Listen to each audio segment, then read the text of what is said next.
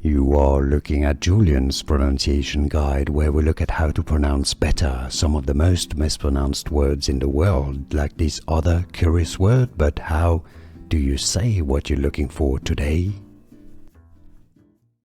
How do you pronounce this name? A plush toy by Swedish company IKEA.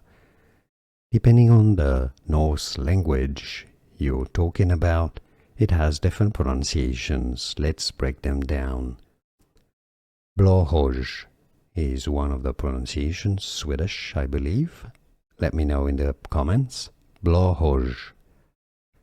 Alternative pronunciations in other Norse languages include Blåhaj, Blåhaj, Blåhaj, or Blåhaj, Blåhaj. So, overall, 3 different pronunciations. Blåhaj, Blåhaj, Blåhaj.